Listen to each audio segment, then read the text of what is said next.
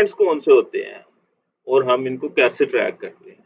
Last video में हमने discuss किया कि बाय डिफ़ॉल्ट इवेंट्स कौन से होते हैं और उनको क्या हमें दोबारा बनाने की खुद ज़रूरत है कि नहीं। तो अगर आपको नहीं पता तो पिछली वीडियो देखें। और हम चलते हैं, आपको मैं एक्सप्लेन करता हूँ कि कस्टम इवेंट्स कौन-कौन से होते हैं और हम इनको किस तरह ट्रैक कर सकते हैं। तो ये मेरी एक वेबसाइट है buyerhub.pk के नाम से, ठीक है। तो ये ई-कॉमर्स साइट है, इसका थोड़ा इंट्रोडक्शन देता जाऊँ मैं आपको। इसमें क्या होता है, इसका सिनेरियो इस तरह से है कि यूज़र आता है वेबसाइट पे, वो प्रोडक्ट सेलेक्ट करता है, प्रोडक्ट सेलेक्ट करके वो ऐड टू कार्ट पे क्लिक करता है। जब ऐड टू कार्ट पे क्लिक करता है तो देन उसको नेविगेट कर दिया जाता है चेकआउट के पेज पे।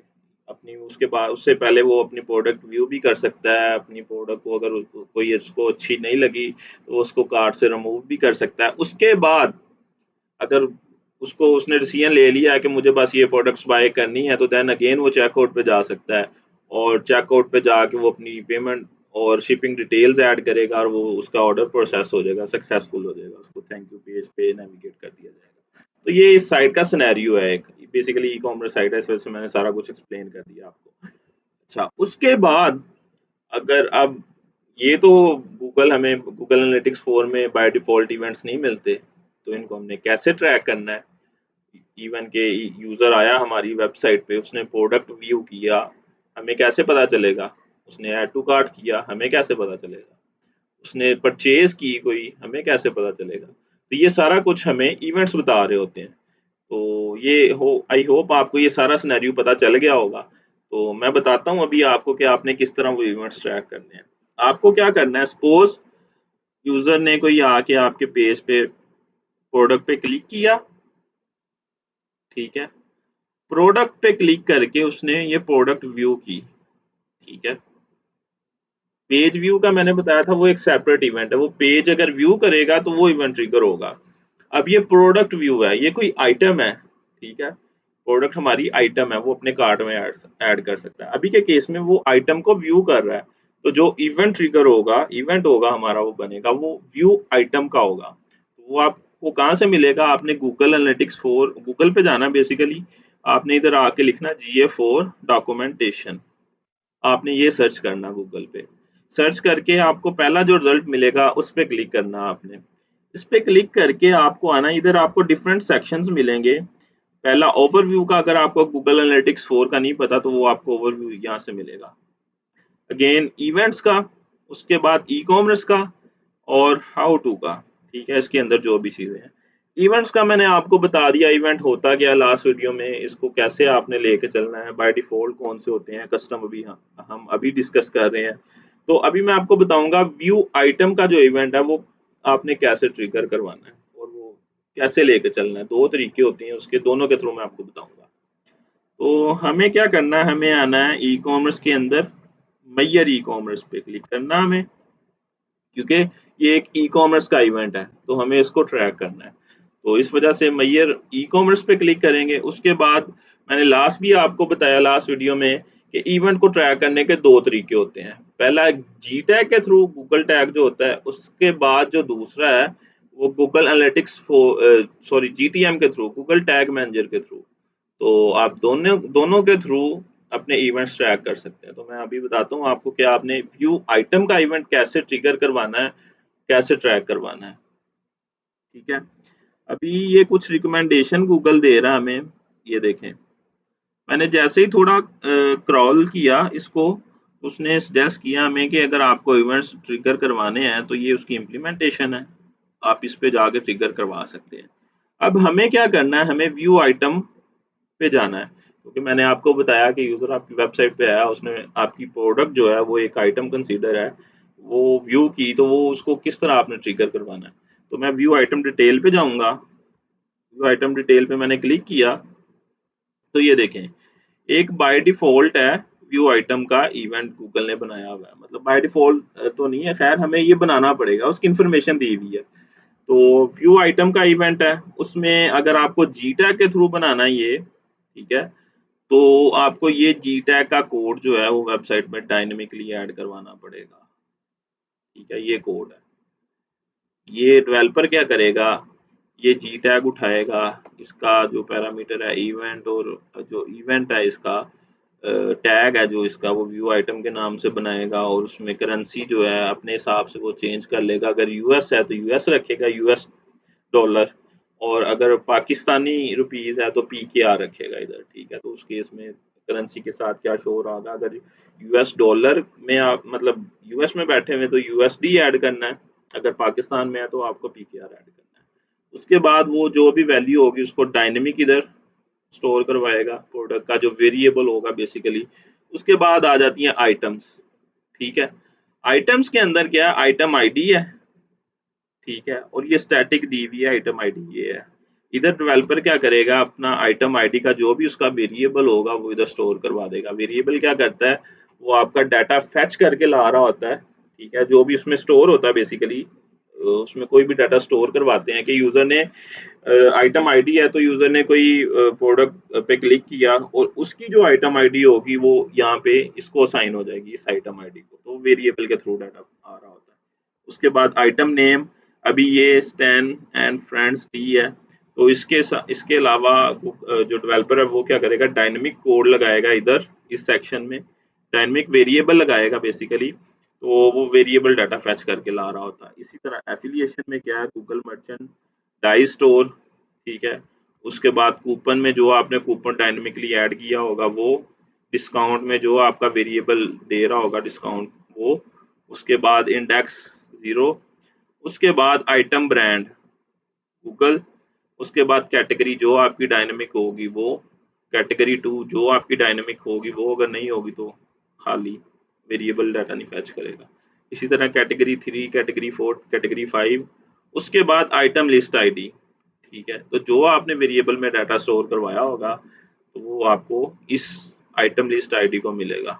उसके बाद same for item list name, उसके बाद आइटम वेरिएंट, कि आपका जो वेरिएंट का वेरिएबल होगा उसमें जो डाटा स्टोर आपने करवाया होगा, कि जो वेरिएंट को आईडी पास हो रही होगी, आपकी प्रोडक्ट कर रही होगी आईडी पास, आपकी प्रोडक्ट जो डाटा पास कर रही होगी वो आपको यहाँ पे मिलेगी, ठीक है। वो किसको असाइन हो जाएगी, आइटम वेरिएंट को, ठीक है। और उसके बाद लोकेशन आईडी जो भी होगी आपकी वो वेरिएबल के थ्रू जो आप फैच करवा रहे होंगे, ये सारी जगहों पे आपको वेरिएबल असाइन करने हैं।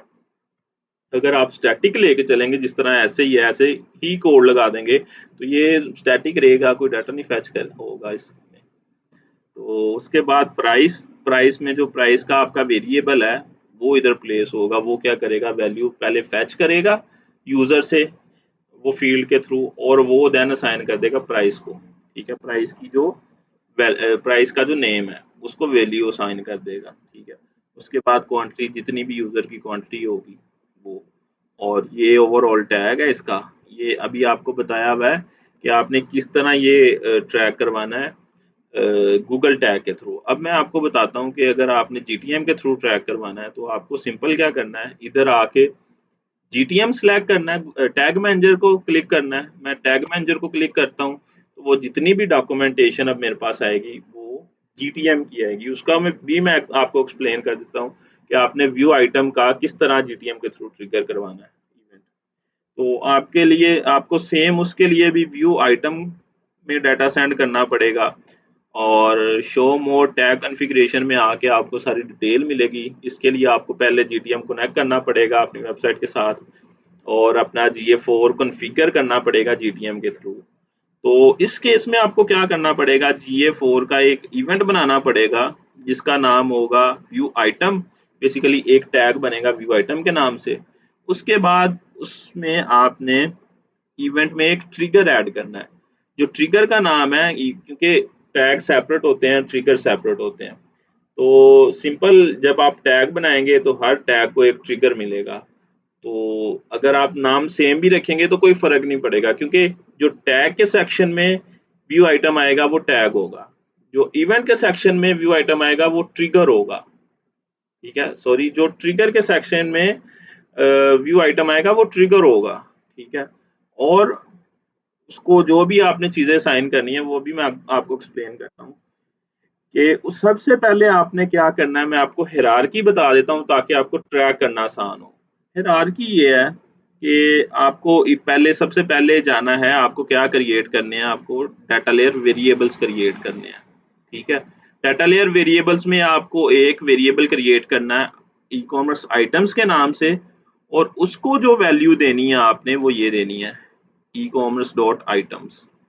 और देन आपने अगेन एक डाटा लेयर वेरिएबल क्रिएट करवाना है ई कॉमर्स वैल्यू के नाम से, और उसको जो वैल्यू देनी है आपने ई कॉमर्स वैल्यू वो देनी है।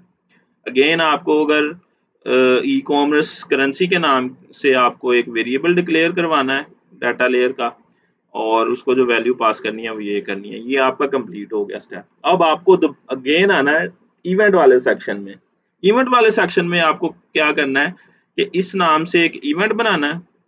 ठीक है, इवेंट बना के, और जो आपने टैग कॉन्फ़िगरेशन का बनाया होगा वो टैग आपने फेच करवाना है इवेंट के सेक्शन में, कि वो टैग आपने इवेंट सपोज आप आए जीटीएम के अंदर, मैं थोड़ा आपको एक्सप्लेन कर ही देता हूँ अगर आपको समझ नहीं आई तो। ये मेरा गूगल टैग मैनेजर है। ठीक है, इस गूगल टैग मैनेजर में आके मैंने क्या करना, मैंने वेरिएबल्स बना दिए, डाटा लेयर वेरिएबल्स जो हैं वो बना के नेक्स्ट स्टेप मैंने ये करना है कि मैंने आना अपने टैग्स वाले सेक्शन में। जो टैग्स वाला सेक्शन आपको बेसिकली 3 सेक्शन शो हो रहे थे, 4 टैग्स, ट्रिगर्स, वेरिएबल और फोल्डर। अब मुझे टैग्स वाले सेक्शन में आना है, उसके बाद मुझे आके न्यू पे क्लिक करना है। न्यू पे क्लिक करके यहाँ पे अपना नाम रखना, जो भी मेरा इवेंट्स का नाम है, व्यू आइटम जो भी मैंने बताया। उसके बाद आपने क्या करना है, इस पे क्लिक करके ये गूगल एनालिटिक्स GA4 इवेंट पे क्लिक करना है। जब इस पे क्लिक करेंगे तो आपको यहाँ से इवेंट कॉन्फ़िगर करवाना है, ये वाला जो मैंने ऑलरेडी बनाया हुआ है। तो ये करना है, इसके बाद आपको ये करके उसके बाद आपको क्या करना है, पैरामीटर्स देने हैं इसको। अब टैग के पैरामीटर क्या होंगे, आइटम्स होगा पहला, और उसको जो वैल्यू देनी है वो ये होगी e commerce items value, next variable, और उसको जो वैल्यू देनी है आपने वो ई कॉमर्स वैल्यू होगी। और थर्ड वेरिएबल आपका करेंसी होगा, सॉरी थर्ड पैरामीटर आपका करेंसी होगा, और उसको जो वैल्यू देनी है आपने ई कॉमर्स करेंसी देनी है। अब आपने ये कर लिया। अब इसके बाद आपको एक ट्रिगर बनाना है। ट्रिगर किस नाम से बनाना है आपको, ये देखें, आपको trigger event equals view item. ठीक है, ट्रिगर आपको किस नाम से बनाना है, इसी नाम से सेम से बना लें तो आपका काम चल जाएगा। ठीक है, ताकि कोई कंफ्यूजन ना हो आपको।